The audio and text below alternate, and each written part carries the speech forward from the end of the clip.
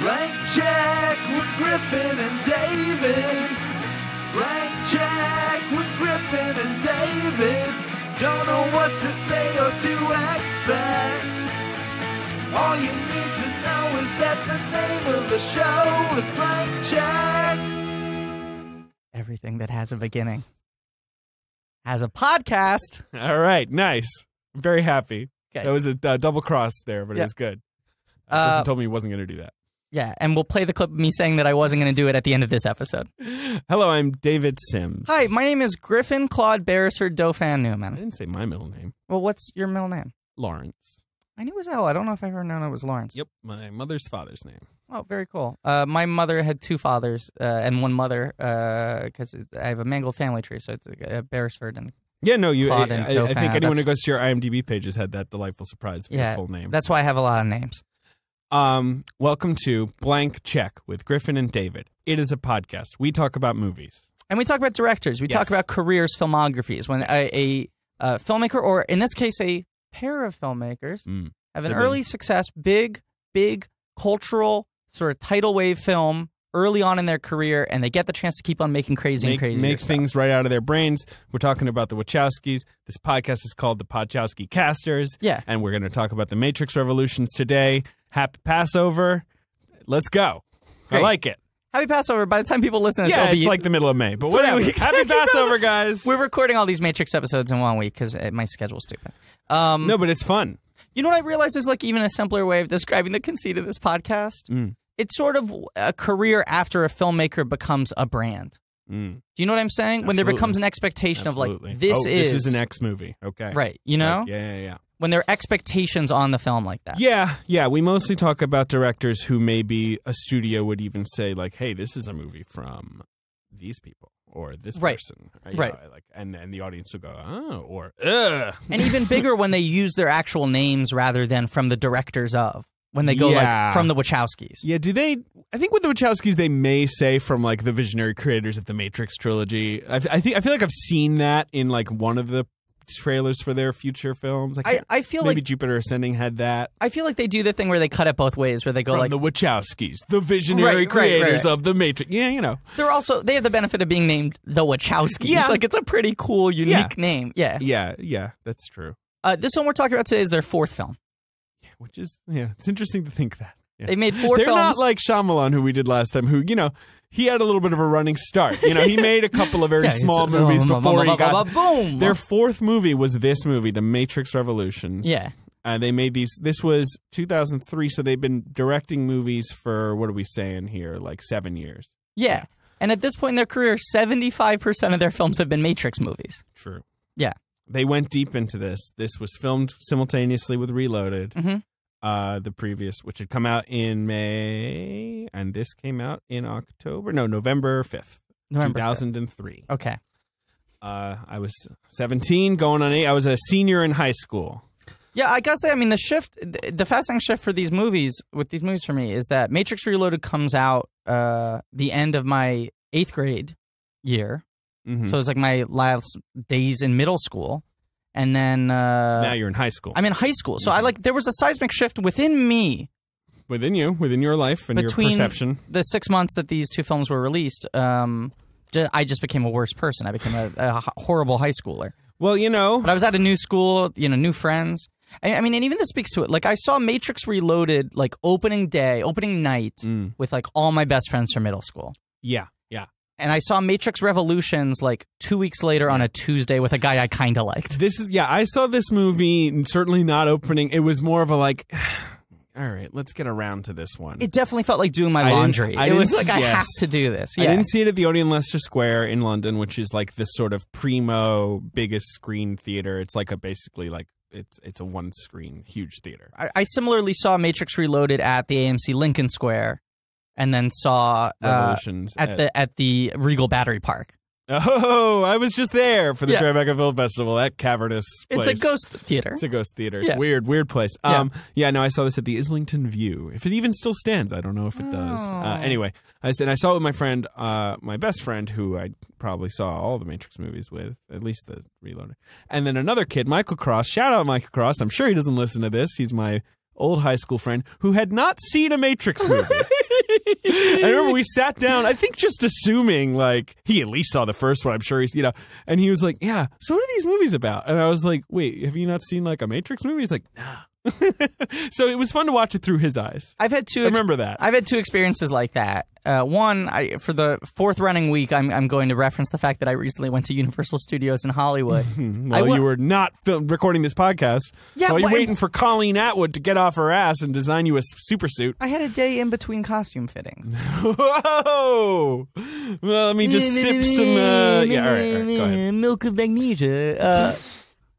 What is that? I don't know. It's like old people drink that, right? Yeah, someone recommended to me for helping with my IBS, and then I looked up and I realized it makes you poop more. It's like it's like a folky kind of remedy for like being constipated. Yeah, I'm not constipated. I have the opposite problem. Anyway, I'm like Crazy Eddie. I have a fire sale on poop all the time.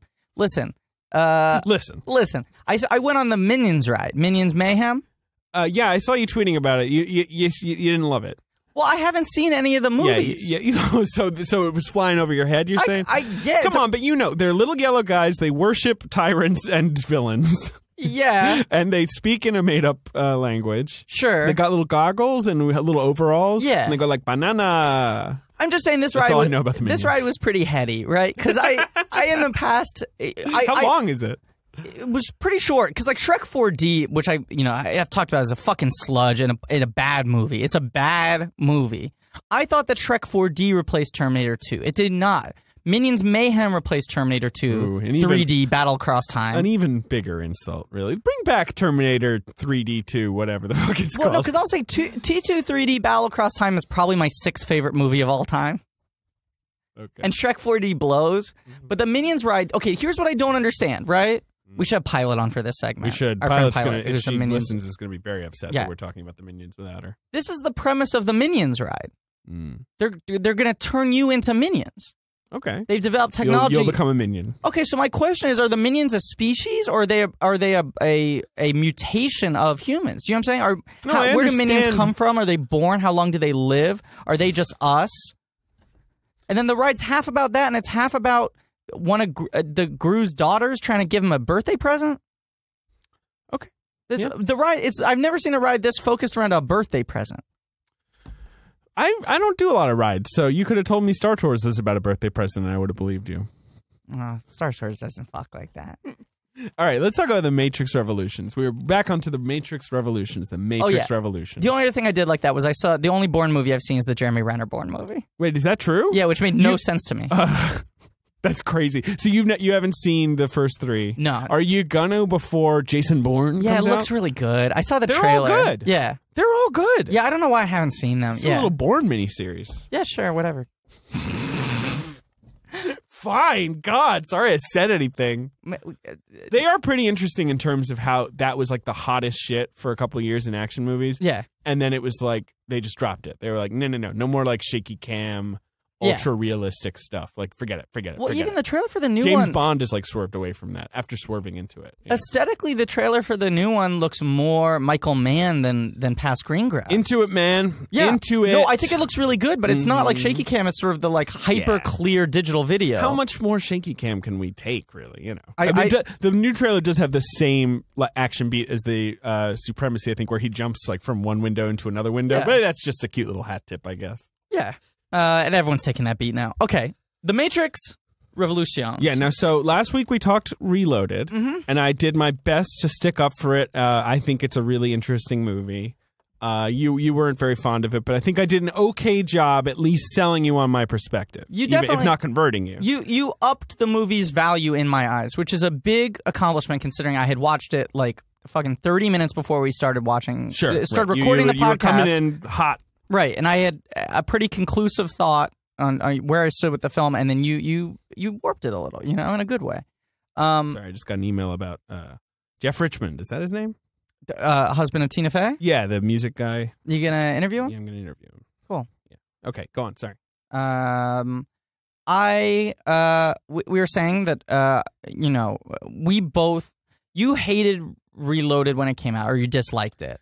Disliked Reloaded. I think we were pretty similar where I was like, oh, that seems like it wasn't that good. It was kind of the Phantom Menace thing where you're like, yeah. oh, did I not like that? And I was looking at the reviews, like it was pretty well reviewed. It got like a 70-something in Rotten Tomatoes. And then later everyone decided. Pretty quickly. Yeah. I think, but it was that thing where everyone's coming out and there's just been so much hype and so much chatter about it, and it was just pushed so aggressively that everyone was like, I mean, they did all the Matrix stuff. They were jumping around, so I guess it was okay. Yeah.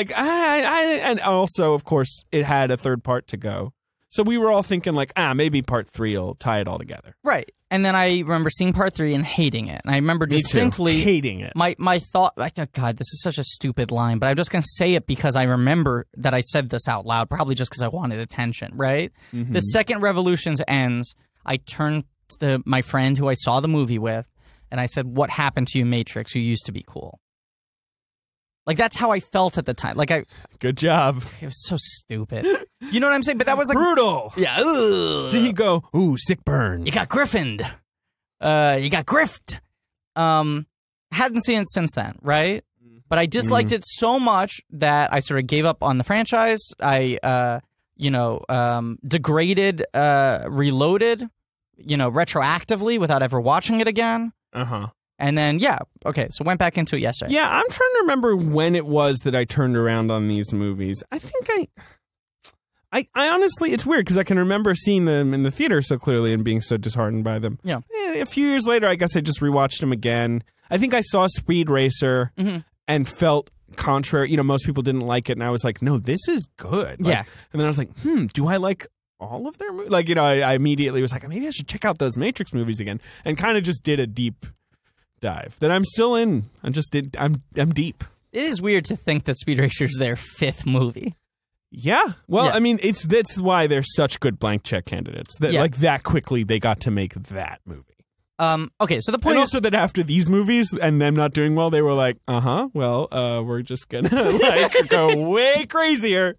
But the point is, I'm trying to build up here, is that we both walked out of Matrix Revolutions not disliking the movie, but being irate about it. Like, actually being angry that the film existed. Totally. And, like, personally, like, you did this to us, right? Yeah, and it's like, I thought you could, fix this. I thought that, maybe Reloaded was just, like, a lot of strands and you were going to tie it all up. This movie is really mean to the audience. Like, really, really cruel to the audience, I think. Okay, so I'm going to throw down my gauntlet right now. Okay. I think this movie's better than Reloaded. Interesting. I don't, but I think you could sell me on that. You could sell me on it. I was going into this expecting... I think I like Reloaded better, but I really waver between the two of them. Going into this rewatch, and I watched both of the films in one day, right? Because we're recording all these episodes in 1 week. So you watch, like, Reloaded in the morning, Revolutions at night. Exactly. On Thursday. Yeah, okay. Right. I watched Reloaded in the morning. We came in, we did a podcast, you went home. Late at night, you took in Revolution. Exactly, right? So I watched them very, very close together. Yeah. On a day that was all Matrix for me, essentially. Like, all I did yesterday was eat a bagel and stew over the Matrix. You ate a bagel, you watched the Matrix, you talked about the Matrix, you went home, you ate another bagel, you watched the Matrix. That was my day. Now here you are to talk about the Matrix. It was all bagels and Matrix. It's funny, I just was watching some screeners for Veep, which is coming back this Sunday, and... they were joking about the Matrix, and I was like, Matrix jokes. You don't hear a lot of... Yeah. Whatchamacallit? So my thought on, before yesterday's Matrix Palooza day, I was like, with this rewatch, I think I'm probably going to like Reloaded more and hate Revolutions even more than I did previously. I was expecting to get a big positive bump. I see. You thought Reloaded. This one was going to be like, no, right? I Definitively. remember. Right, I was totally right on this. No, this movie's good too. Yeah, I mean, you can't really like one and hate the other. They're very much a part of a whole. Here's an interesting theory I want to throw out, and it's I vaguely disagree with what you just said. Okay. I think Revolutions almost works as like an alternate sequel to the first Matrix rather than Reloaded. Interesting. I almost feel like the two movies are two different ways to tackle the idea of doing a sequel to this film. It's a good argument. I like it. And there were points where I was watching Revolutions where I was like, you could add in 3 lines of dialogue and this movie would make sense coming straight after the first Matrix. Yeah. You could sell me on this. I think what you would lose is like any definable role for Morpheus because he's barely in this movie. I mean, he's in that you see him, but he doesn't really do a single thing. Yeah, you'd lose some stuff. Here's what my you would lose a lot of my favorite stuff, so I'd be very upset and sad, and I would cry. It's interesting that like Reloaded is like all ideas. Sure. Right? It's like ideas and then some big fight scenes. I guess so. But I disagree with you. But yeah, okay. I see what you're saying. But it's a big idea movie. Yeah. This movie is like all plot. And it's all climax. It's like, all right, everything's going to come to a close now. So we're going to do this big climax, this big climax, this big climax, and they're just going to flow right through each other. Yeah. But like Reloaded is like a conversation movie. Like Reloaded is like my dinner with Andre with some kung fu in it, you know? Sounds great. I'm not saying this in a negative way. This movie has a lot of talk too, but it's all like, all right, so. Exactly. Explain it to me. Like, and the person's like, all right, here we go. I'm not saying this in a negative way or a positive way. I just found this interesting, and I want to go on this little tangent here, okay? Yeah. So like this movie, the dialogue is very like sort of just pragmatic, right? There aren't a lot of conversations for the sake of conversation. They don't get in these larger conversations of they're couple. The stuff with the Oracle is a little bit, but yeah, no, I know what you're saying. Yeah, you know, but it's much more like this is what you need to do, objective based, building up to these sort of bigger points. I also think we talked in the Reloaded episode about like the innate difficulties in making a sequel to The Matrix, because it's like, okay, you end the film at a point where Neo's perfect. So you have three characters who have no vulnerability anymore. True, right. Where are the stakes? The stakes are weird. He can do whatever he wants. And then this film immediately places Neo in like different situations that are alien to him. Yeah, I think it falls down a little bit in explaining how he overcomes them. I agree. You know, it has because it puts him in some real binds.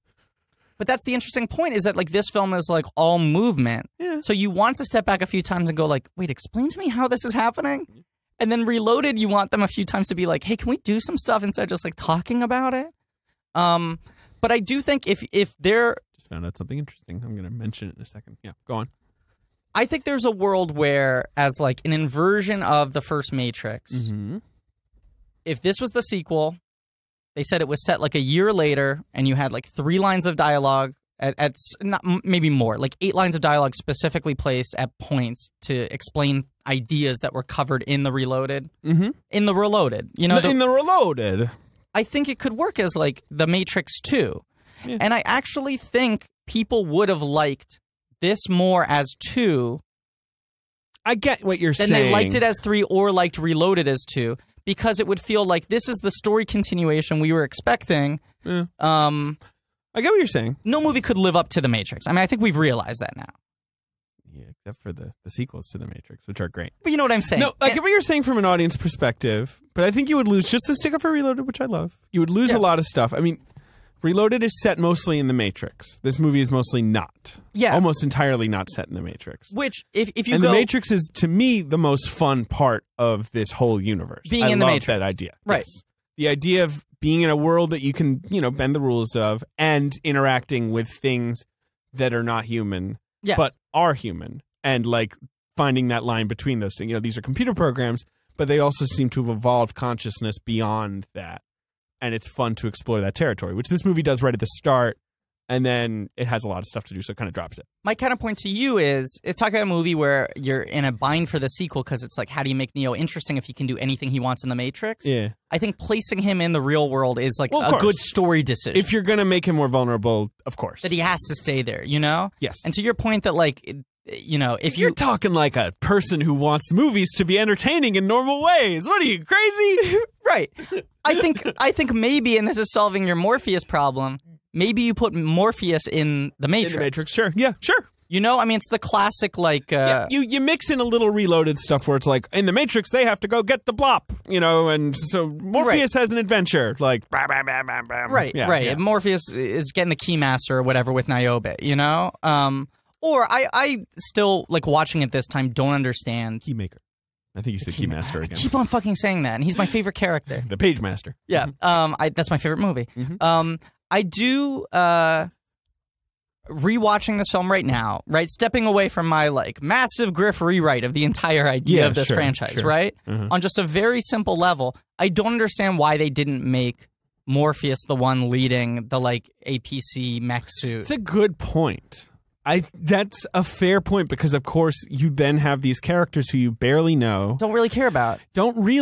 Although, you know, they make some effort to at least be, like, charismatic, but it's all very, like, straightforwardly cliched. Like, you know, oh, the grizzled old captain and the young buck, you know, like, helping him out. You have this, like, cool, like, robot war that goes on for a really long time, but it's like you're less engaged in it because you're not with the characters who you've come to, like, follow for 2 or 3 movies. Meanwhile, the mission that they have Morpheus and Niobe on is like, okay, it's like mostly just them sitting in like a cockpit, you know? Yeah, it's a problem. I mean, I think, and I mentioned it in the last episode, like, Morpheus, that doesn't really work, and Trinity also doesn't get anything to do except, spoiler alert, get impaled by a bunch of spikes and die. Yeah. I also think the entire thing with Bane in this film doesn't work at all if you've seen Reloaded. Yeah. But if you pretend that Reloaded doesn't exist and this is the second Matrix... Yeah, you would need at least a little bit of info on how Smith got into this guy's brain, because I watched this with my girlfriend, and she had seen Reloaded, but years ago, and was just like, How does he get in his... I don't understand. How did he get in the real world? How? Tell me how. And I was like, well, he's like in his brain. And she's like, no, I need more than you saying that. I agree, but what I find fascinating about this movie, which I'd totally forgotten, is they treat it as like a mystery of like, who the fuck is Bane? Like the scene where Bane goes like, Mr. Anderson, here we meet in the real world. There's literally 4 minutes of Neo being like, who are you? What is this? What are you? It's not possible. But he doesn't even say it's not possible until 4 minutes. There's 4 minutes of him being like, we're getting to the plot. Are you finished with your thing? Let's get the plot. I'll cover more points as we go through story point, whatever. Okay, now, all right, great. Matrix Evolution. This is a great movie. I love it. I like it too. That's my point. Yeah. But I think it doesn't matter. Okay, so the movie begins with my favorite part of the movie. Neo did a thing. In the last movie, he like sent out an EMP from his hand. Yeah, he like used like Matrix powers in the real world. No one can understand how. And he went into a coma. Yeah, and was sent to a train station called Mobile Avenue. Yeah, and Mobile is an anagram of limbo. Good work. Yeah. Which is, I guess, it's kind of like a nothing place. It's like where programs are sent when they don't make sense. Yeah, right. And it's this has my single favorite shot in the movie. Great design. Oh, this station. It's kind of like a subway station with like white tiles. So cool. And it gets back to sort of the like great aesthetic stuff in the first Matrix, which is just like really clean, sparse environments, shot. You know, absolutely. These sort of very like What's your favorite shot? My favorite shot in the entire film is Neo wakes up on the train platform, can't figure out where he is, wakes up, yells, screams, gets on the tracks, runs, and there's a wide shot of him just running in circles. Like he runs off one side and then 5 seconds later runs off the other, runs back in. Yeah, I love that, and I love that the track is just 2 rails. There's no it's just like a little unreal. Like there's no power line. There's no third rail. There's no. I didn't even notice. It's that. cool. You're a big train guy. We've established. I'm a big train guy. You love trains. I love trains. Yeah. So that's one reason this is a cool scene. Okay. It's up my alley. But also, Neo meets a lovely Indian couple. Who are 2 programs. I love that they say what they are. He's like, I'm like a engineering subroutine, and here's my wife. Like she's a security system. Yeah. And they are programs that made a baby, and the baby doesn't serve any purpose except that they wanted to make her. Yeah. Which is like the greatest sci-fi idea I've ever heard. I love it so much. I like that a lot. Yeah. The movie, like both of these movies, spends a lot of time explaining that. Right. So the audience, I think, is just like, oh my God, like, is anyone going to shoot like, what is going on? Well, here's the other thing. The last movie ends with, like, the architect totally blowing our minds, and then a bunch of action happening. Right, saying, like, this is all fucking control and not real, and yeah. And you're like, Jesus Christ, what's the fallout of this situation going to be? What does Neo do in response? And then he wakes up in a train station and talks to a nice family. Which is, I mean, it's a classic sequel trick where it's like, well, slow down, because, we still have to be a movie, and, like, the good stuff will happen later, so... Which I like a lot. I mean, I was sort of getting at this, like, in the last episode, but I sort of believe the best way to make a sequel is not to necessarily take the next linear step in the story, or to the escalation rule that most people apply, where it's like, gotta go bigger than you did last time. Right. You know, bring back all the things people liked and more of it. I think you go parallel. Yeah. I think the best sequels are parallel films where it's like, here's a different character, or these characters in a different environment, you know? Yeah. Or a different angle, like the Toy Story trilogy. Anyway. It's a good call on the Toy Story trilogy, as much as I don't love 3, but 2 I agree for with you. sure is a really good idea for a sequel. I think 3 is half retread, half really good new stuff, which is why I think 3 is a great movie as opposed to the best film ever made, which Toy Story 1 and 2 are tied for that title.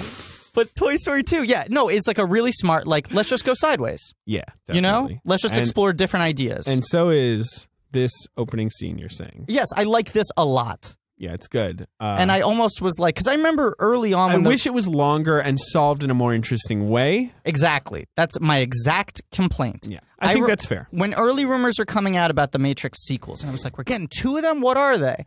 I remember reading somewhere, probably fucking Ain't It Cool, like, oh, Matrix 2 is about, like, you know, Neo becoming the one, you know, whatever. Mm-hmm. And then Matrix 3 is Neo gets locked out of the real world.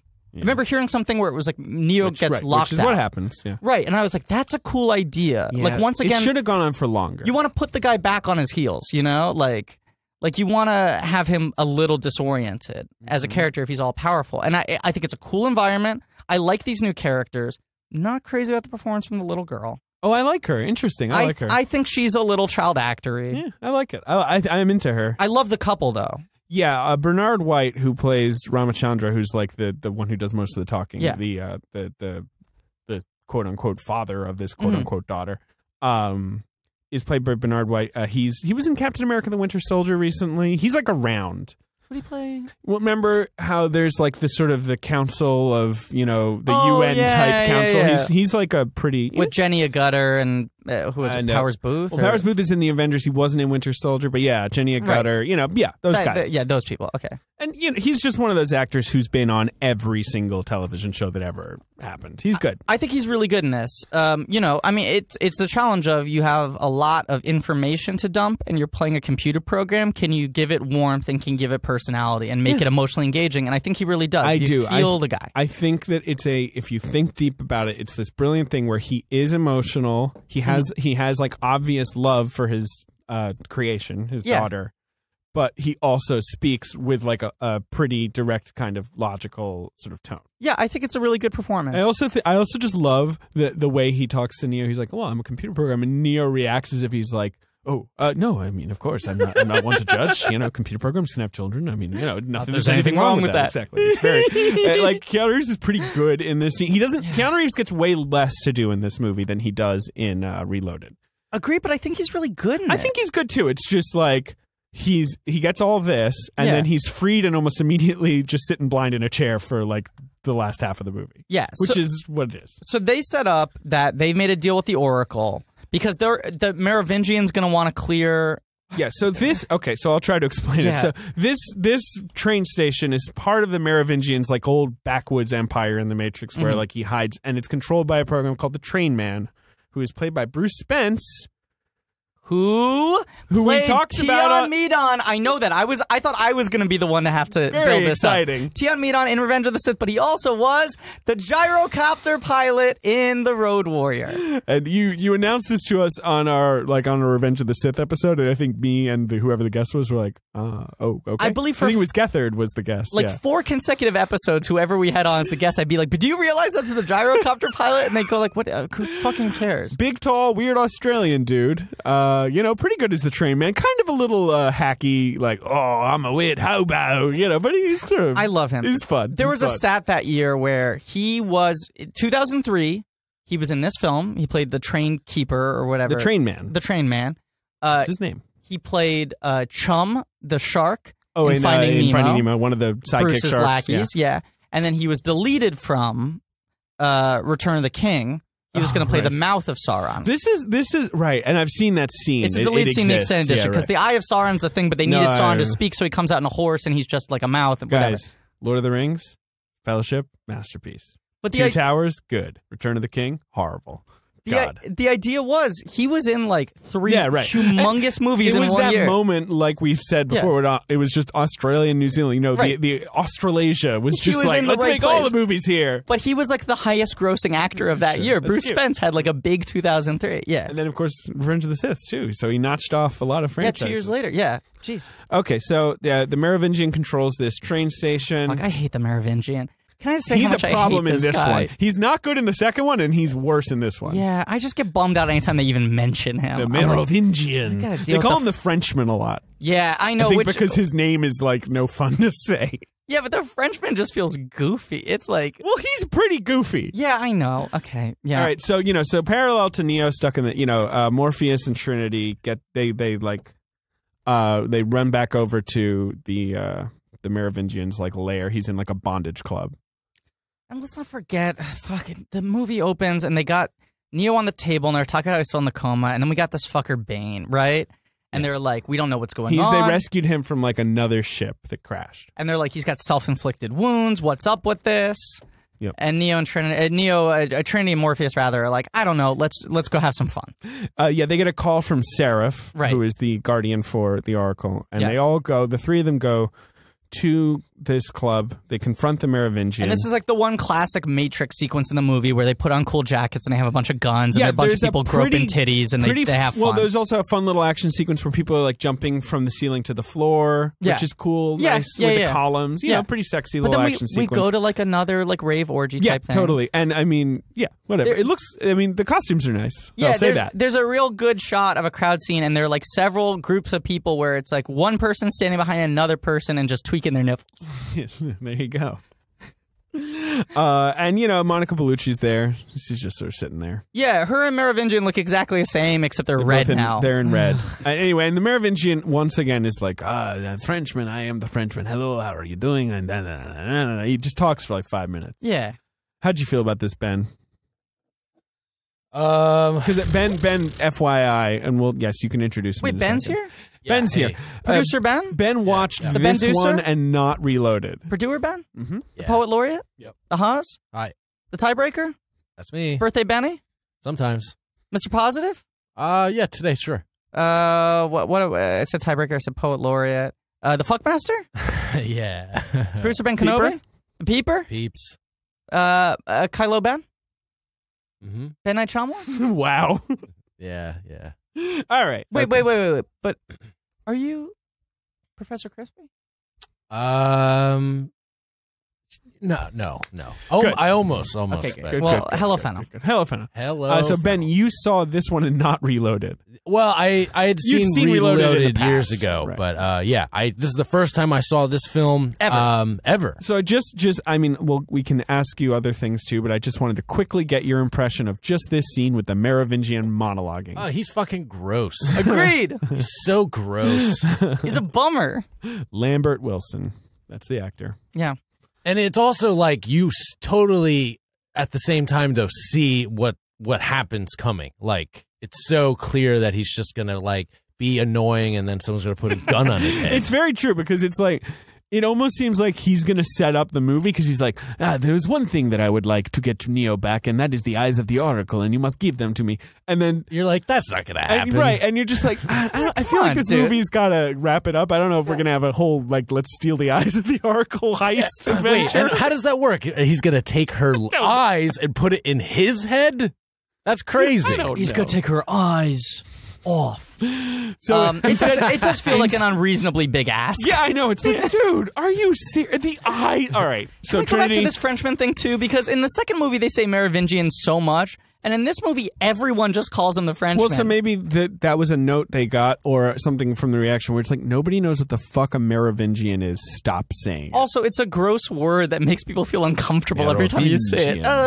So Trinity literally says like, I don't have time for this shit. Points a gun at his head. Yeah. And Monica Bellucci is like, oh, she'll do it. She loves him. Oh, mama. Yeah, and Monica Bellucci is like coming at the suggestion. Like she's just a fucking rebel somewhat rouser. underserved character. But am I wrong? I mean, I might be being crass about it, but like the idea, she seems to be getting off on the fact that like shit's happening. She likes passion. She likes stirring up. She likes passion. You know, in the second movie too, she likes it when people are emotional because the Merovingian sort of lacks for emotion, except for I guess like spite. Like he doesn't like people. Smug is smugness, arrogance, and emotion, or is it mental state? Yeah. Anyway, so the Merovingian, so whatever. Then they get Neo from the train station. Yeah. Yeah, it's resolved way too quickly. Yeah, it almost feels like they didn't know where to put the break between these two movies. Yeah. They picked the wrong spot, but I get that you can't then have this fucking train adventure in the second movie. Should they have done it a little earlier, or should they have made the train thing longer, like you say, which I think might have worked. 5 movies. Just keep it going and like, you know what I'm saying? Like let each movie breathe a little. I get you, but I think what happened, I don't know, but my guess is what happened is like they made The Matrix and then they sort of came back together and like thought of a bunch of stuff they would want to do in sequel and had a lot of stuff and said, well, we'd love to do 2 movies. And they had, what? A blank check. And so thus, you know, green light. But what's weird about it for me is that their plan included like such a finite end. You know, that they were like, well, let's set our own goalpost that we have to hit, and then we just have to fit everything we have in between these two. Why I love these sequels is because they tell a complete story. Sure. But we forgot to say, so the idea is that the little girl program would be deleted because she hasn't served a purpose, so they made a deal with the Merovingian that she can go to stay with the Oracle. Yeah, that she can be smuggled into the Matrix by and be in the company of the Oracle. And she'll be safe there, so they're trying to get her on the train. Neo tries to sneak on. Yeah, there's a lot of concepts here at work where it's basically just like the way the Matrix works is evolving in a lot of ways that the machines can't keep up with, right? Right. So you've got this thing where programs are becoming so self-aware that they have bondage clubs and train stations and they're making babies. Like, what? Like, that's a lot of stuff. Tweaking nipples. I mean, that's advanced. Do you know what I'm saying? To understand nipple play, because that's a delicate art form. Then over in the real world, you have Neo, who is like the same glitch, this one that always happens, but he seems a little more evolved, a little more unpredictable. Yeah, I like the idea that they're sort of getting at, which is like all stories are the same story being told over and over again, but this time it's a little different. It's evolving every single time a little bit. Hey guys, could we mention the Oracle's a different person? Okay, well, no, we're going to get to the Oracle in a second. I have a lot of stuff to say about that. Yeah, no, Ben, we're going to talk about that for a while. Don't worry about it. Yeah. No, but all right. But I had another point, and I totally forgot it. Fuck. The Neo. The story's changing. We're advancing. But there's another thing that's really cool. Oh, Smith. Right. Yes. Obviously. Right. That's the other thing. Agent Smith has turned into basically a computer virus and is like overwriting all of their software. Mm-hmm. He got like freed from his programming by Neo, killing him.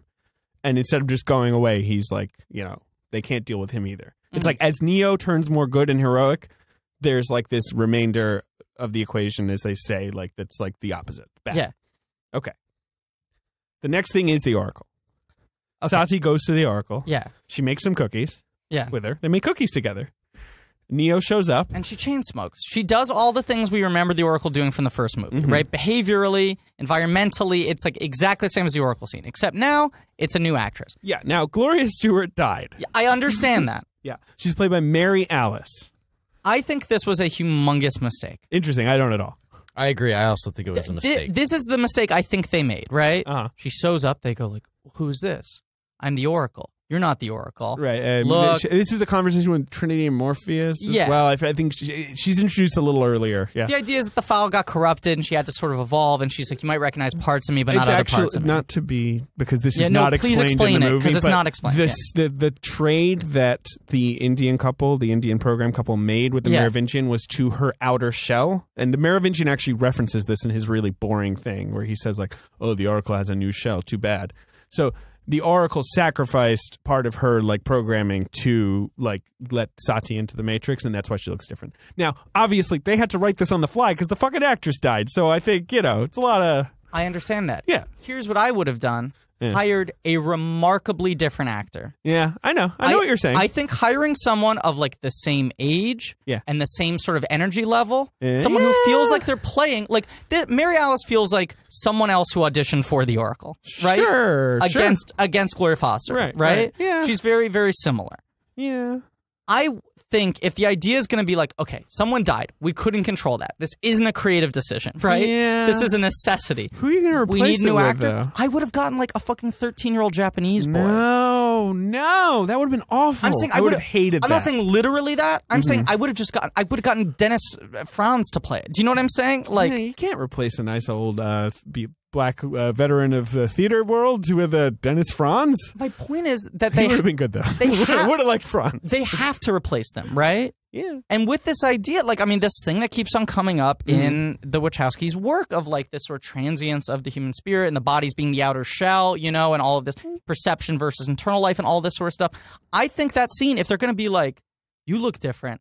Well, in the reality of movies, recastings happen all the time, right? In fucking Dark Knight, like Rachel Dawes shows up and she's Maggie Gyllenhaal. And no one's like, you look a lot more like Maggie Gyllenhaal than Katie Holmes, you know? And like Don Cheadle and Terrence Howard could not look or sound any more different. I get you. Of course, recastings in this happen. movie, it feels like it's just a minor recasting. Yeah. And then they treat it like they're stunned by her, and it's just she's a different person. But she's playing it so similarly. If the idea is, see, here's where I disagree with you. I think she's playing it 100% differently. That's where I think we disagree. It's a very same similar looking performance. Type, you know, same physical type. I mean, age. Yeah, and superficial level, they're both old African American women, right? Yeah, right? But I actually think their physical resemblance is less than the similarity in their performance. I think the performances are very, very similar. Yeah, I don't agree at all. And I think you need like a totally different actor to come in and throw something different on. Point made. We get it. I get it. I don't agree with you. The other part of it is, as we talked about, I fucking love Gloria Foster's performance in the first two movies, and it bums me out every time because I feel like I'm getting the dollar store version of it. Wow, and I so disagree with you. I think Mary Alice is good. She's great in this movie. So good. You should watch it again. I think she's strong. Over and over. But I think I have. I think it's a strong performance. I think Gloria Foster is just this weird, like, just fucking bullseye. She's great. So time good. and a place, everything gelled. She's perfect. You know? So good. And I think, like, it doesn't benefit her, Mary Alice, and her performance to be playing off of, like, something else. You know? Can I make my argument? Please, Thank you. Please. Yeah. One, my guess is they were like, this happened in the middle of filming, and they're like, we cannot change the tone of this, of the writing of this performance enough to match like a totally different person. It makes more sense for us to kind of get a similar like person. She's a grandmotherly figure. We need a grandmotherly figure, you know. So you cast Dennis Franz and go play it like you're a grandmother stuck in Dennis Franz's body. No, because that would kill the movie. Why doesn't Dennis Franz work more? Look, I love it. Having just rewatched a bunch of De Palma movies, I love Dennis Franz. He stopped. He legit like stopped making movies. Yeah, I don't know it's why. weird. Like or TV. City Angels, and then he like pieced. I mean, even Dennis Franz could not benefit from the patriarchy enough to become a movie star. You know, I love Dennis Franz, but it's not like they were going to line up a bunch of Dennis Franz vehicles. I just think the idea is that even Dennis Franz couldn't benefit enough from the patriarchy. All right. Thank you. I'm glad you thought that was funny. You're distracting me from my point about Mary Alice. She just has to be she has to be similar, in my opinion. It has to be like this continued theme of evolution, where it's like, yeah, she's different, but like not like radically different. It's just like she's a little more hard bitten, she's a little quieter, she's a little sadder, like, but that doesn't mean like, you know, it's like a completely different person. I fundamentally disagree on this point. We're never going to be able to convince each other otherwise, so let's move on. But I also think Mary Alice is good. She's in one of my 10 favorite movies ever, so that helps. Which is that? To Sleep with Anchor by Charles Burnett, which is like one of the best movies ever I've never made. seen that. You should check it out because it's great. I've seen Killer Sheep. Sure, of course. It was like Charles Burnett's only like vaguely mainstream film. Okay. With Danny Glover. Yes, I know which film you're talking about. Yes. It's basically about like Satan comes to a house and won't leave, like, but in the form of a really annoying guy. Played by the Gloves. Danny Gloves. You put a glove on it. Such a good movie. So you're telling me great movie. The glove does fit in that film? The glove fits, and you must acquit. Must not acquit? Whatever. Yeah. All right. So anyway, so the Oracle, there's this scene, half an hour into the movie, maybe a little more, where Agent Smith comes for the Oracle. And he absorbs her. He refers to her as mother. Yep. But I take that as sort of like she's the mother of all, not like... She's the mother of the Matrix. Right. Like, you know, that the architect referred to her as such. Yeah. So that's the idea, I think. It's not like she raised Agent Smith. It's not like... right? I mean, Lil Smith. Would be cute to do a Matrix Babies. It's like a little Agent Smith in a little suit with little sunglasses. Why did they stop that format of like, let's just make a cartoon show? Just babies. Yeah, Babies was so fun.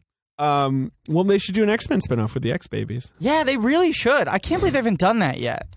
With Disney owning, they still have X-Men TV rights, I think. Oh, Disney owns the X-Men TV rights? No, it's Fox, because it used to be on Fox Kids. Fox, but fuck. Disney bought Fox Kids because Fox Kids spun off of Fox, which is why ABC Family used to be Fox Family became Freeform. Right. Fox is doing a new live-action Legion TV show, and they had to make a deal with Disney to get the rights to do that, even though they have the movie rights. We're all excited for Legion on FX. Although they got a good cast. They did. Dan Stevens? Yeah, I don't know why this show exists. There are like 2 other really good people in it, right? Yeah, we're not going to look it up right now. And it's Noah Hawley. Yeah. We did Fargo? Yeah. I don't love the Fargo show. I know you don't, and I do. X-Babies would be a great... Let's do it, X-Babies. And it's fucking canon. It's canon, David. It's executive produced by Mojo. Aubrey Plaza, Hamish Linklater, Katie Aselton, like great actors. Yeah, and Dan Stevens is a star of tomorrow. Love that guy. Yeah, I would love a Bond, a Stevens Bond, if you're going to cast a white dude. I would too. The other one that was thrown out is I think he could actually do Snake Plissken well if they ever do the Escape from New York remake that they should not do. They shouldn't do it. They shouldn't. But, gun to your head, kind of like with Alden Ehrenreich about the Han Solo movie, where I'm like, don't do that, but he's not a bad idea if you have to do it. Because he's different enough that he's not just going to do an impression. He's not going to do the dollar store also, Mary Alice version. He has the Han Solo vibe. Shut up. Of like, he's kind of a little guy. Like, he's not like a huge imposing guy. That's my favorite thing about Alden is that like love Alden. Yeah, he's like my size. Yeah, and I like the idea of like Harrison Ford was always it's like 6'3" or whatever. And if you're gonna make a young Han Solo movie, make him scrappy, make him an underdog. I think that's a great choice. I hope they fucking put a ring on it and cast him. Yeah, they haven't. And made it official yet. By the time this podcast airs, hopefully we all know that, and we're living in a better world where Alden Ehrenreich is officially I don't know if Han a world Solo. where they're making a Han Solo prequel is a better world, but at least with Alden, it's better. I agree with that. We're already living in a world where they're making a Han Solo prequel. It's a bad world. The world in which he's playing Han Solo is better than the world we're currently in. We agree. Great. I love you. I love you too. Okay, let's move on. All right. So we've got all the Oracle stuff, and I think this is a scene where at 17 years old, I was like, oh, enough with this movie, which is when Smith absorbs the Oracle. Yeah. And then he goes like, ha, ha, ha, ha, ha. Hugo Weaving really has fun with an evil laugh. Hugo's slicing some honey baked in this scene. Oh, boy, is he. Yeah, he's bathing in the river of ham. He's not dipping a toe. Why wouldn't he?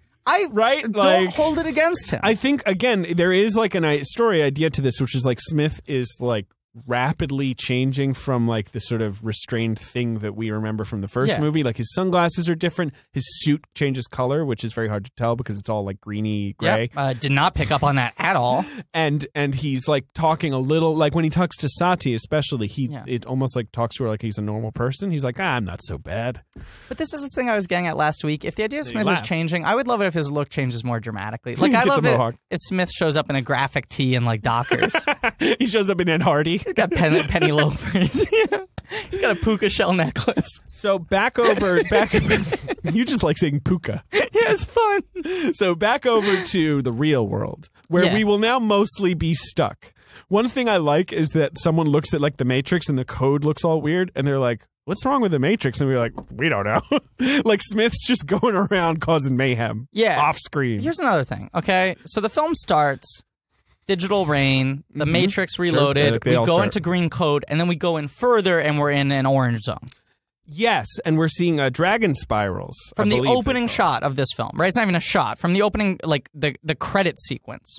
They're establishing a visual language of, like, okay, rather than the sort of fractally squared off hard edges Digital Rain thing, here's this sort of spirally... Yeah, you're seeing... Do you know what dragon spirals are? No. Which it's basically like a mathematics, like a chaos theory thing where it's like you make one line, then you make 3 lines, like mathematically it keeps evolving until it looks like a completely different thing. Okay, that's cool. It is cool. Anyway. David's showing it to me right now. You can Google it. Yeah, if you guys should look it up. I think it's in the Jurassic Park book where like chapter 1 has a little line and like chapter 2 has like the code keeps it. It's cool. That's great. Cool. It's orange and it's orange instead of gnarly green. And sort of cool. Weird, spirally, gnarly stuff. Yeah. And then Neo's going to see that stuff later. Right. That's like his viewpoint.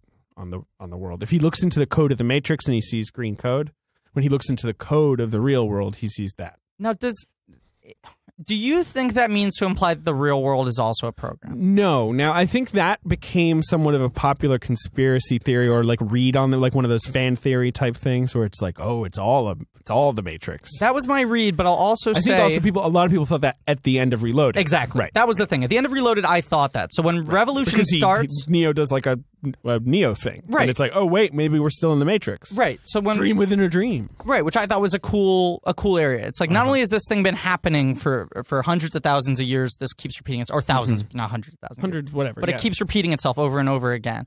But also, even that level, like, this is so deep, you're never going to get to the bottom of it, you know? But I don't think that's what they were going for. I think the reveal that Neo is the one, like, of one of many, that's what they're going for. Right. You know, that's the sort of big twist. To establish a whole new, like, visual language. Matrix 2. Yeah, it's a little confusing.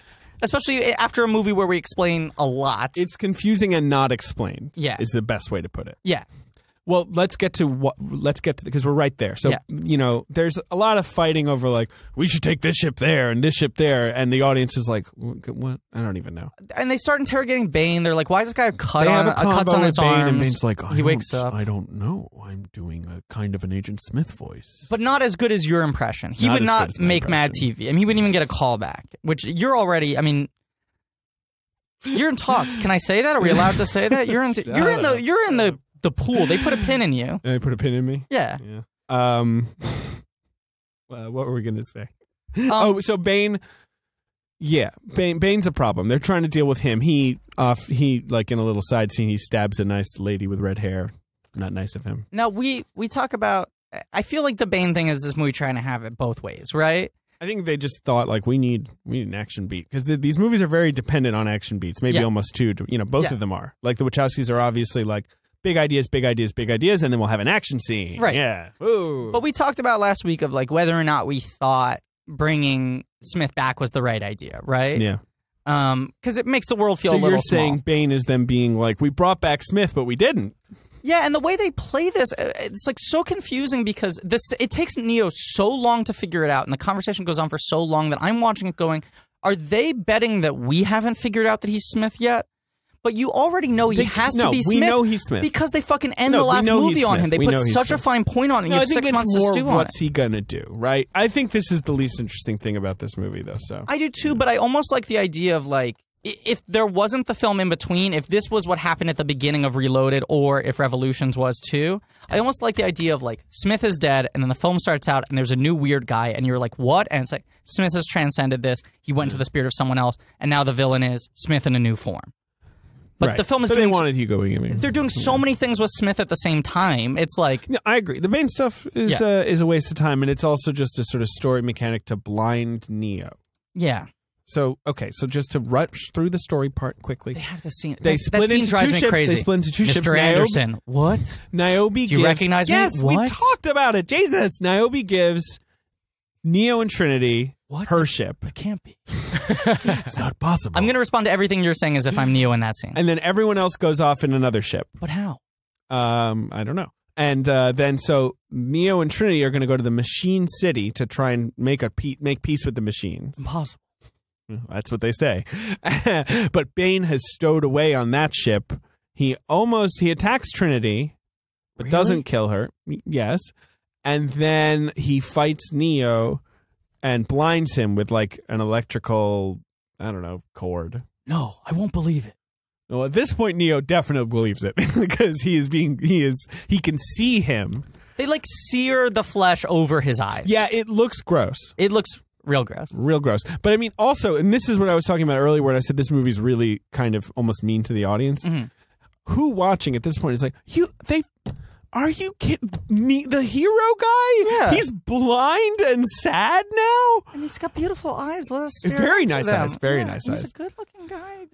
Like, that's your move is you're gonna, okay. And pretty early on in the film. Pretty early. Like it's pretty much the end of the first act. Pretty early on. Jesus. And so, and Neo, while blind, he can still see this. The idea, I think, is that it like elevates his sort of consciousness to some new level where he can see into the code of the real world. He becomes Matrix Daredevil. Yeah, good call. Yeah. And he sees Smith, like sunglasses and all, in like this guy's consciousness, and he smashes his head open. Yeah, it's weird that the sunglasses are that much a part of his being. Hey man, he loves those sunglasses. And so now it's like, okay, so here's where we are with the movie. Neo and Trinity, Neo now blind, are going to try and fly to the Machine City. Mm-hmm. Niobe, Morpheus, Link, the Harold Perrineau character, a bunch of schmoes. Which, once again, it's like, God, if that had just been Dozer, I understand why they didn't want to bring him back. Good Lord, 3 episodes in a row. I keep on thinking I got it right. If that had just been Tank, it would be so much easier to be invested in that, just because, like, it's so... They're putting so much... I like him. I love Harold Perrineau as an actor. I just wish Perrineau was in the first one, almost. Like, maybe that would make it all better. Yeah, that would be better. One thing I want to point out, he's really small. What are you looking up? Something for Merchandise Spotlight. We'll get to. Yeah. There's an actor called, I think his name is Leachy Holm. Do you remember this guy? No. Okay, he's not in it much. He has basically one scene. He plays a character called Sparks. Okay. And there's a scene where he's like sitting in the other ship, and he's like, they like fire up the engine. And he's like, "Grant, can you clean the windshields too?" He's kind of like a little funny. Do you remember this guy? Not really. Yeah. For some reason, this kid, who has kind of a distinct profile, got thrown into discussion for casting of the Joker for the Dark Knight. Now, it was always hard to tell that whether or not this was real, or like maybe his agent had thrown him into the mix, like somehow had but it would always be like in consideration for the Joker, and it would be like 5 names you'd heard of, and then this fucker. Home. Yeah. And it was like, it's just, and the only thing anyone knew him was like, well, he's kind of funny in like one scene of The Matrix Revolutions. Can you show me a picture of this guy? Jeez, that's so weird. He's like an Australian actor. Anyway, just wanted to mention him. Now I recognize him. Because I just remember him from this brief, like, internet spasm, sort of in the glory old days, Yeah. And it was weird. It was weird. Very strange. People used to be like, well, maybe they'll cast him. He's an interesting, like, out of the... And everyone was like, what the fuck are you talking about? It was one of those things that took on a life of its own. It was very hard to tell if it was real. If it was ever real. Yeah. Anyway. So he's on that other ship. That other ship's going back to Zion to maybe rescue Zion. Okay. Right? That's the story now. Yeah. So let's move over to Zion. Zion's Last Stand, which also makes sense as a plot for The Matrix 2. Totally. Like Matrix 1 is about, like, fucking taking down... The Matrix. Matrix 1 is about fucking Zion. We haven't seen it yet. Yeah, right. No, I'm saying and as saying a direct Matrix. Sequel, it makes more sense than as the third film. film. Well, I think their argument is like, well, in Matrix 2, you meet Zion, and you get to like it or whatever. I don't know if that's true, but they're trying to make you like it. You take a stroll. My roommate Alec pointed this out to me last night. He was like, what's with Zion? It's all either young people, like teens to 20s, and then old people. Yeah. Where are the middle-aged people of Zion? Where are they? Yeah. Also, their clothes are all dirty. They don't have any laundry, Ben. What's going on? Everybody's dirty. The poet laureate himself. Oh, boy. Boy, are they dirty people. Yeah. Very dirty. But anyway, so yeah, well, whatever. And then in third, now you're invested in Zion and you want it defended. Now, I don't think that works. I think you're like, Zion, Schmion. Yeah. Who gives a shit? And it also feels like the time we spend in Zion in the second movie feels like you're spending too much time you're at like, get the fuck out of here. You're on a road trip and you spend like 2 hours at a rest stop, and you're like, can we get back on the road? Yeah, you're like at the Albany bus station, like trying to transfer somewhere. Because nothing interesting happens in Zion. Whereas in this movie, they give us like this big action sequence that takes place with characters we don't care about. That's the problem. Now, I would say, especially rewatching this, I remember when I saw it the first time in theaters, I was like, that was boring, and I hated how cliched the old Captain was. It's very unengaging. I think for a robot fight, which I love robots. No, I think it's good. I now like it a lot. More importantly, I think it looks great. Yeah, it looks fine. You think it just looks fine? I think it looks really good compared to what things look like now. Yeah. I think you're saying like the actual quality of the effects and everything. Yeah, totally. I think it looks good. I just think like the Wachowskis are really underrated as action directors at this point. They are. They do very clear stuff. I agree. The sequence just doesn't... I don't know. So wait, why do you like this movie better than Reloaded? You don't seem very hot on any of it. Here's the thing. I intellectually respect Reloaded more. Yeah. I think as a piece of like storytelling, this is more engaging and more satisfying. But if you don't like this sequence, then I'm not sure, because that's a lot of the movie. The Neo stuff kind of works for me in this film. I like Neo's story in this film. Okay. All right. Yeah. Well, so to at least just briefly, the Zion defense, they're in these mech suits. I don't love the mech suits, but I fucking love robots. Any movie that has robots gets knocked up. I think the mech suits are real cool. I mean, it's anime influenced, much like a lot of their stuff. Like, this is right out of like a lot of anime series where it's like, guys in mecha suits.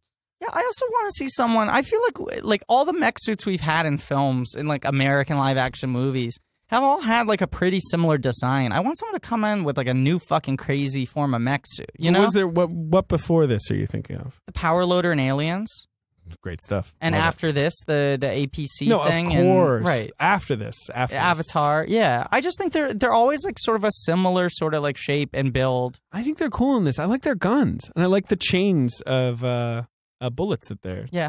I like how they look. I like how they move around. Yeah. I like the squids a lot. Yeah, the Sentinels are cool. And I like what they look like as like weird, like flowing rivers of, metal. Babyface Edmonds? Yeah, it's great. Yeah. Oh, you want to get to Babyface? Well, we'll get there. But I agree with you that the downside is it's like Captain Mifune and the kid. Those characters you don't know. The kid fucking sucks. The kid is like out of like a Johnny Tsunami. He's like a Johnny Tsunami side character. Clayton Watson is the actor. You haven't heard that name again for a reason. First of all, they make a big point of him being 16. He's clearly 29. Yeah, that's a good point. So it's like a 29-year-old trying to play a kid. He's now 39. Right. So he was like 27 or whatever. Yeah, he was in his mid-20s. Right. And like the way he plays 10 years younger than he is just by going like, "Gee whiz, Mr. Mifune." Like do you know what I'm saying? It's like a real like Eddie Haskell performance. Yeah. Yeah. No, I think Nathaniel Lees, who's like a Samoan actor who plays Captain Mifune, is like kind of fun and cool to look at. He's got a great face. He's got cool presence. Nice like accent, just like he's finding it, but you're just like, well, but who is this guy? I haven't spent enough time with this guy. And it's very just hacky, grizzled, like army captain. You might as well have a cigar. Now, how cool would it be if Morpheus was fucking in that suit? I agree with leading that. That's the troops, especially after Reloaded, is everyone being like, I don't know if we should trust Morpheus. Especially since, I guess for the story, it would make a little less sense. Like, but Harry Lennox, who doesn't like Morpheus, could just be like, just go get in a fucking, APC. Yeah. I was just about to say, though, Mifune doesn't... I will say Stephen Lang does the same bit in Avatar. Yes. Like, I'm a grizzled old cigar chump, and he nails it. Very similar... Yeah. He's great. Stephen Lang's great. It can work. It can work. In, like, the same suit with the chain of bullets and everything. And we also... There's, like, a weird side mission of... what's her name? Nona Gay's character, Z. Yeah. And this, like, super hot butch lady. Yeah, some new friend I don't know of her. who she is, but she's cool. Some, like, new switch, No. You can't replace Switch. There's There'll only never one be Switch. another Switch. There'll never be another Switch. Time and place. I'm desperately looking for a Switch anywhere I can find one. Oh, yeah. But they have like a side mission of trying to like defend Yeah, they're the making gates. some homemade bombs, and then they have like a rocket launcher. But we also haven't really spent enough time with her. Well, and also like and this is something our friend David Ehrlich talks about a lot, which is like sort of the location needs to make sense, and the geography of Zion needs to make sense. And they're like attacking the drills, and it's not clear. It's like, are we above? Okay, it's like very where nebulous. is this? Yeah. And it's never makes any sense. They just have to shoot the missiles at some drills. Yeah, I pretty much like all the non-Zion stuff in this movie. I think the Zion stuff looks good. I like the designs of most of the things. I don't love it, but like B-, like fun enough. Like the non-Zion stuff. Yeah, there's a lot of it. There's a lot of it, and that's a problem. Yeah.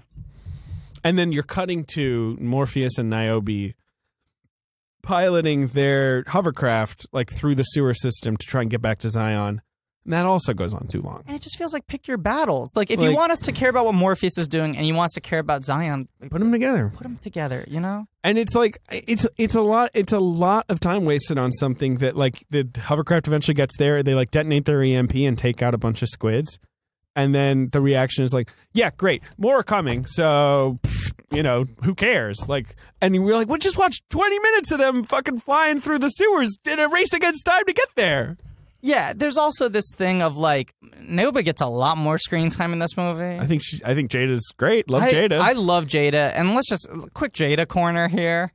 like Chris Rock made that bit at the Oscars about like, you know, that's like saying like you're not going to go to the Super Bowl when no one asked you to go or whatever. Perfectly good joke, directed maybe at the wrong person. I like the idea of that joke. Yeah. But the problem of it is, I think Jada should have been Pinkett nominated. is one of the most underrated actresses. Absolutely. Like, agreed that she wasn't even in the Oscar conversation, so her protesting is kind of silly. But on the other hand, the fact that she wasn't even in the Oscar conversation is the entire reason why the Oscars are fucked up right now. Like, I think should have been nominated for Collateral. I think she's so fucking good in that movie. I'm just going to run down a few great Jada's Magic Mike XXL is, incredible, exceptional performance. Set It Off, which, have you ever seen that movie? Yes. It's a terrific movie. She's maybe the best part. Queen Latifah's incredible in it, too. But great, cool, like, heist movie from the 90s. Mm-hmm. What else is she good in? She's really good in Bamboozled. Yeah. Where she plays, like, the sort of militant sister of the Damon Wayans character. Mm-hmm. Love that performance. She's great in Ali. Yeah. And has, like, electric chemistry with Will Smith. Yeah, surprisingly. Menace to Society. Yeah, right. That was the start of her career. Yeah. Oh, yeah. Love that movie. I love her in Collateral, like you say.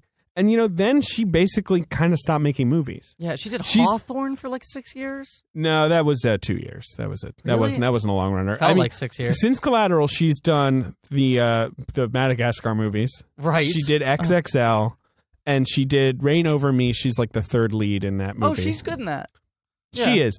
It's an underwritten part, but she's good in it. Let us not forget her metal band, Wicked Wisdom. Yeah, okay, Ben, yes, thank you. Also, she was in Gotham, of course, for a year. Fish Mooney. As Fish Mooney. But yeah, you know about Jada Pinkett Smith's shredding new metal band, right? I vaguely I'm aware that she is in a new metal band. She's the front woman for a new metal band under an alias, right? Doesn't she use a different name? Yeah, and she wears a dread wig? Yeah, it's Wilford Brimley is her. No.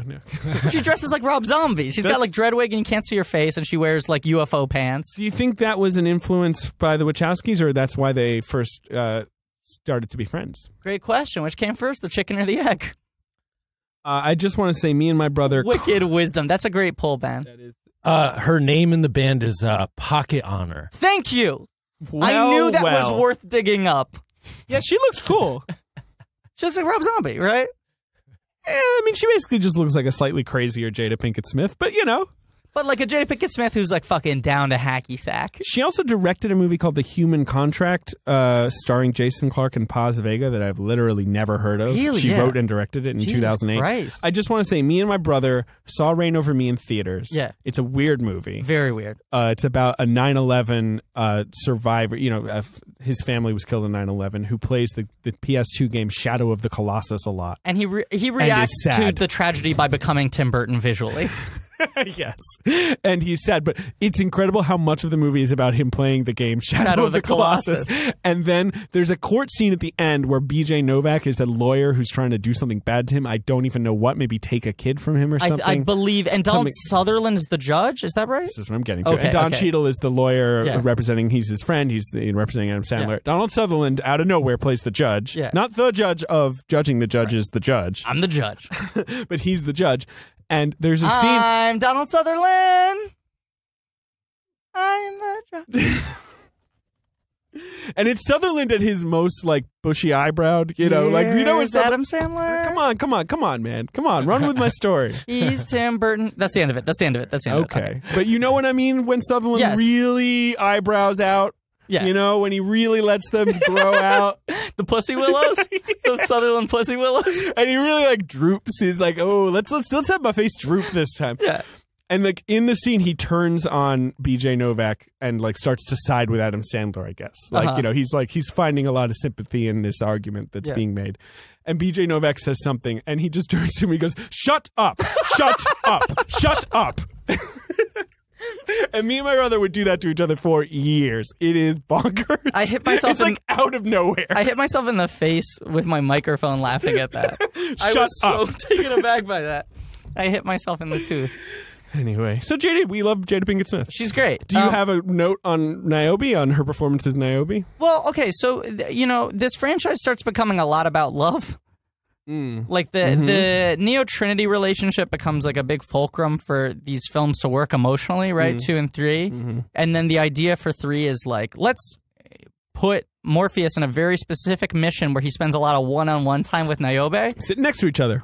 All 4 of these characters, Neo, Trinity, Morpheus and Niobe are so fucking stoic and emotionally reserved. Look, the real world is a sad place. Impenetrable, you know? Yes. So the idea is supposed to be like, oh, here's two people who are in love and will sacrifice anything. Here are two people who can't admit how they feel for each other. That's the thing with Morpheus and Niobe, right? Is that they're too busy, and I guess I don't really care. I like the computer programs. I don't either. That's what I'm saying. I think Jada's cool. I do too. And I like that in this movie she just takes her shirt off and she's in like her kind of undershirt and she's just like working hard. I just think it's a little bit of a miscalculation to be like, the thing we should do with Morpheus is make his entire subplot about spending time with Niobe. Now, I'll say it's nice to see the man take a back seat for a change, I guess. But it's not like Niobe gets a lot. No. Like, in comparison to him, she just is doing the action, which is driving the car, essentially. You know, she's piloting this hovercraft. Yeah, they're like both splitting one sleeve of saltines for dinner. Do you know what I'm saying? And she gets a few more saltines. She gets more saltines, but it's like, come on, this isn't a fucking dinner.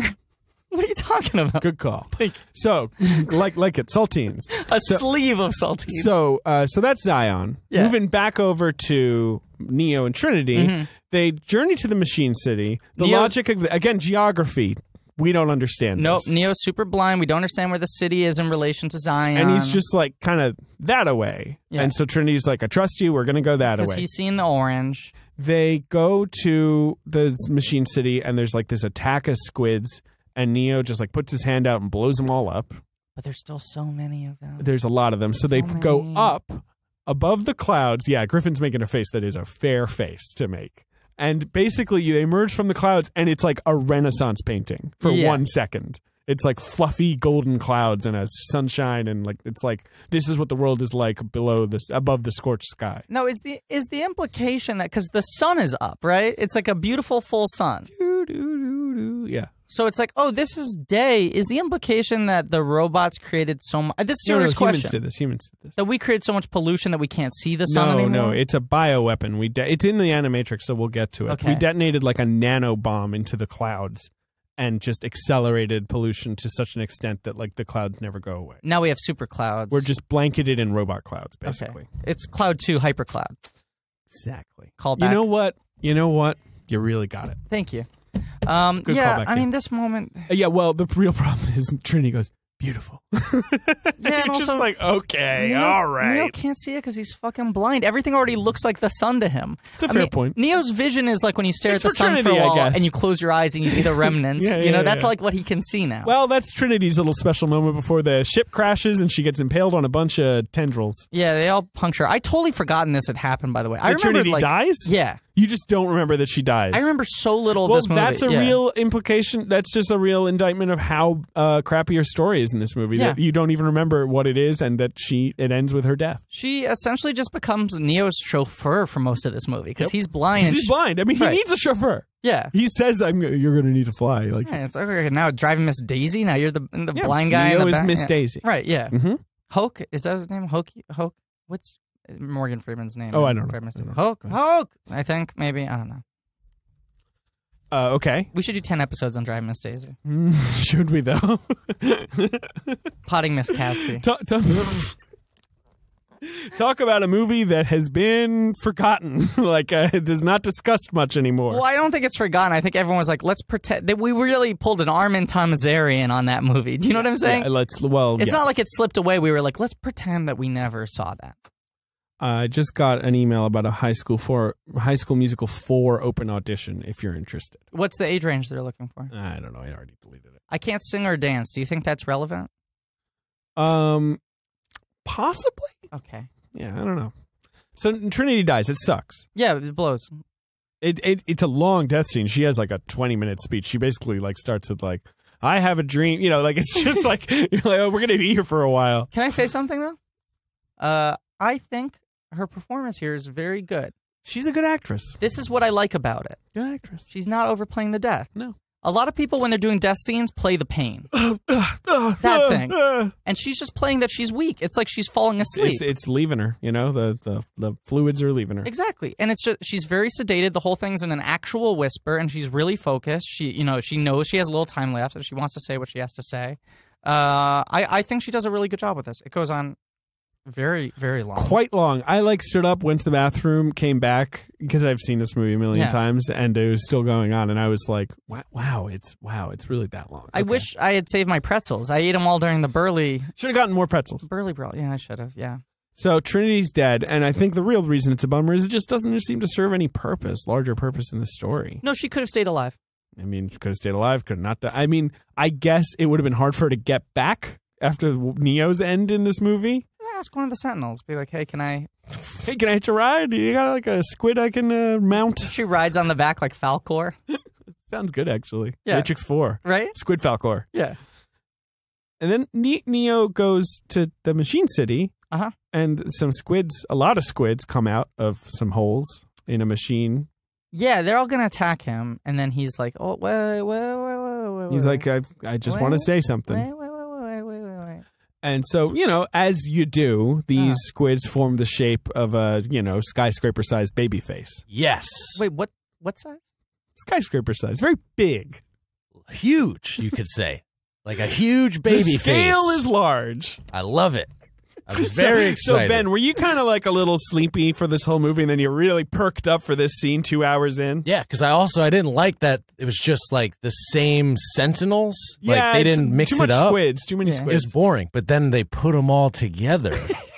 Made a giant baby-faced Sentinel thing, and I was all aboard. They did. I love it. Thank you. What can you say? You hear that, Lana and Lily Wachowski? Ben thanks you for your work, for your contributions to big cinema. I appreciated it in a big way. Yeah. Big. When we release a book under our blank check press, our imprint, we right? should. Ben's book, the collected, film criticism of Ben Hosley, will just be called Big Cinema, right? That'll be his big contribution to the landscape of film criticism. Is Big Cinema. Absolutely. The collected writings of Ben Hosley. Oh boy, not big enough. It's good. That's Ben's complaint. Bigger! Ben's complaint is that the book's not like coffee table size. Right. He needs a coffee table book. Oh boy, I'm hitting a wall. Yeah, actually, we have our other record. Oh yeah, okay. So we're near the end of the movie. Yeah, so let's just power through. Yeah, okay. Sorry. They talk to the baby. They talk to the baby, and he says to the baby, like, you've got a problem on your hands, such as Agent Smith. He's basically ruined the Matrix. Yeah. I mean, one assumes that's not good for the humans, that he's overwriting. We have a common enemy. The enemy of my enemy is my friend. Let's team up. And they're like, well, what do you want? And he says, peace. I want peace between humans and machines. Yeah. And so they plug him into the Matrix in quite a scene. That's cool. All these tendrils kind of hook up to him, and then there's this final tendril that like snakes up like to go into his back of his neck. Yeah. And when this happened, my friend Michael Cross leaned over to me and he said, "Major anal play." Because this looks like it's going to go into his butt. It sort of flirtily teases up his body, and he was like pretty convinced this was just going to jack into his ass. Yeah, it would have been cool. And then Neo goes into the Matrix to fight Agent Smith, who is now every person. Yeah. In the Matrix. But most of them don't want to fight. Most of them just want to watch. 99.9% of them, one could say. It's like if Evander Holyfield was made up entirely of Holyfields in the audience. It was an auditorium of Holyfields watching one Holyfield. Yeah. Evander Holyfield fighting. Holyfield Tyson was what I meant to say. I get it. How do you feel about the look of this scene? It's like, you know how it rained all the time? More rain. You know how it was really greener.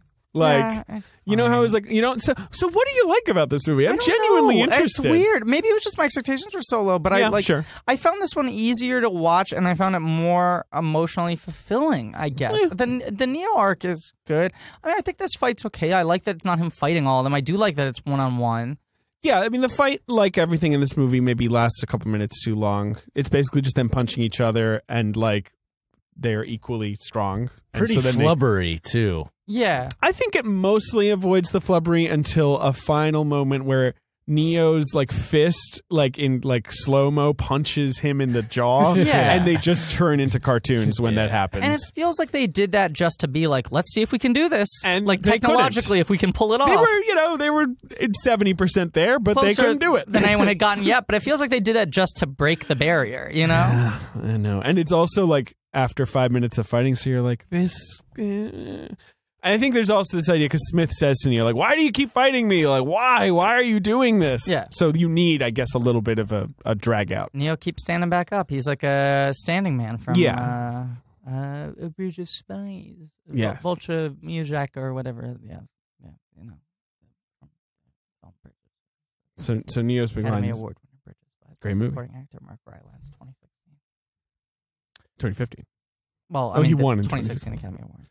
So Neo He stands back up. Yeah. Smith. No. Well, Smith defeats Neo, technically.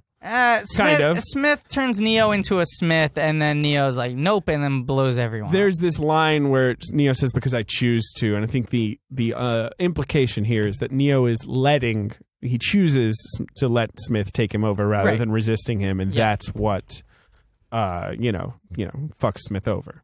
Yeah. I do like Hugo Weaving's line where he's like, finally, I did it. Is it over? Yeah. And then they all start to blow up, and he's like, it's not fair. Yeah. I think he's good. I like Hugo Weaving. Yeah, but he's just been so sidelined for a lot of this movie. He's not in it at all. To build up to this like final battle of like, this is Luke versus Darth. And it's like... as they did in Reloaded, the Wachowskis subvert a lot, and sometimes it works better than it doesn't, and sometimes it doesn't work very well. I think both these movies have like a little bit of a robbing Peter to pay Paul thing, you know? Yeah. There were so many things they wanted to pull off that they had to take away from other things. I mean, here's the thing I do like about this movie. I actually think this film flows better, like, cinematically. Yeah, I get you. I think Reloaded is so overstuffed that it feels like a little coveragey to me. It feels a little less precise. We like talk a lot about like the language of cinema. Yeah. But I do think there's this sort of like music to movies because movies are like, I think we both agree are the best art form because it combines everything, right? Absolutely. Music, visuals, performance, movement. Yeah. Right. And I will refer to like the music of movies in the way that it's sort of like, if you're listening to a song, you don't really try to pick out those separate instruments. It just feels like one thing. It feels like that sound is what should have existed. Yeah. And Reloaded feels a little clunky to me. Like, I'm like, that's an oboe, that's a violin. Even if I like some of the things that are being played, I'm recognizing the separate pieces in the orchestra. And this one has a sort of fluidity to it, a nice sort of rhythm to it. Yeah. I think it's a lot cleaner visually. It's a lot more practical. There's a lot less CGI in this movie until we get to the end.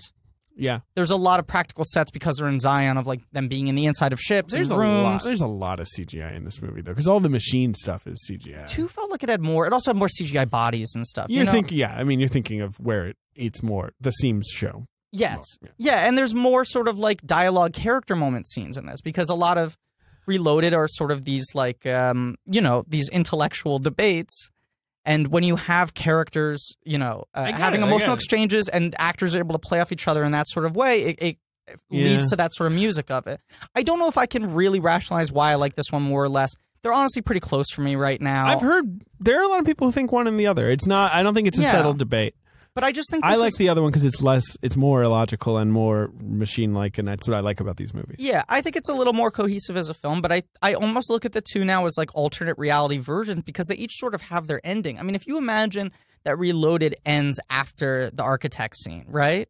It's like that could be the end of the Matrix saga. It's just him realizing this is going to happen over and over again, and he saves Trinity, and that's, it's sort of a bleak ending of like, well, none of this matters. Or it can be the film where it's all about him fighting Mr. Smith, Agent Smith, and it's like a shadow thing, and that's what it's about. Mm-hmm. It just feels like these are alternate tracks. I don't know. Yeah. It's an interesting franchise. It is. Now, I have a question for you. Yeah. What happens at the end of this movie? Because I feel like most people couldn't answer that question. Like, what is Neo's achievement? Neo explodes everything, and then he's dead, and then the Oracle and the little girl Sati, yes, sit on a bench. The Matrix reboots. Yeah, you see the cat from the first movie, right? And that suggests like the Matrix is, and you see literally the code like rewrite itself to be an empty city. Sati's lying on the sidewalk like she's dead, and then the cat glitches, and she comes back to life, and she goes and sits on a bench, and there's a sunrise. You also see the Oracle's body in the crater where Smith was. So, right, because that was the Oracle that's the Smith that Neo fights is the Oracle. Is the Oracle Smith, right? And then he has all these lines about, like, I've seen it, I'm going to beat you, you know. Like, yeah. And then they sit on a bench and they look at a sunrise, and she goes, what do you think of it? And the Oracle's like, it's very pretty, implying that, what's her name, Sati? Sati. Yes. Sati made the sunrise, Mm-hmm. even though she previously had no purpose. And then she says, I made it for Neo. Do you think he's going to come back? And so you're forgetting something. She says, I think he will. Yeah, she says he might. What am I forgetting? Who else is in this final scene? Seraph? No. Well, yeah, he's there. Oracle, Seraph, Sati. Who? The architect. Oh, right. Yeah. He shows up. Yeah, and he's like... And he says to the Oracle, you've played a dangerous game, which is sort of implying, the dangerous game being what she did with the one, pushing him towards making the other choice. Yeah. And also, I think, letting Smith absorb her. Yeah. Which was like obviously was giving him the keys to the castle. Yeah. And she's like, whatever, change is always dangerous, whatever. And then, what the conversation they have is like, the new world of the Matrix is, if you don't want to be in the Matrix, you're not in the Matrix. That's all the about piece. choice. That's the piece that's been struck. Everything's right. about choice. Rather than having to rescue people in this sort of eternal conflict, it's going to be like, if you want to be in the Matrix, you can be in the Matrix. Because these movies are always kind of saying, like, they get that, like, maybe you want to be in the Matrix. Matrix is much easier. Yeah, Cypher is not like a classic villain because he like in the first movie, because just his idea that maybe he just doesn't want to like drink piss water and like wear a dirty sweater is like, maybe he doesn't want to do that. Like, yeah. So it's like, instead of this eternal struggle, like, why don't we just have it both ways? Right. You get your power, they get their life. Yeah. And people who aren't dissatisfied with that can maybe not do it. Yeah. So that's the movie. I got to explain it. You can take from that what you will. Look, there's a real arc. I think I'm going to keep chewing on it over the rest of the series. I bought the Blu-ray box set that has all these discs. We'll talk about that. So we'll get back around to that in the bonuses. Next week, we'll be back with Speed Racer. Guest to be determined, but it might be plural guests. Might be, might not be, might be one guest. It might be nobody. We'll probably have a guest. Might be nobody. We've had a lot of people want to talk about this film because it's a film that draws strong emotions. But as always, thank you for listening. Please rate, review, and subscribe. No time for Burger Report today. No time damn it. for reading reviews. The studio's double booked, so we have to get out of here right now. Yeah. And as always, just keep on making those sunrises. Don't do another thing like you did last time. Let's start I'm the worried episode. about that. Okay. Let's start the episode. This has been a UCB comedy production. Check out our other shows on the UCB Comedy Podcast Network.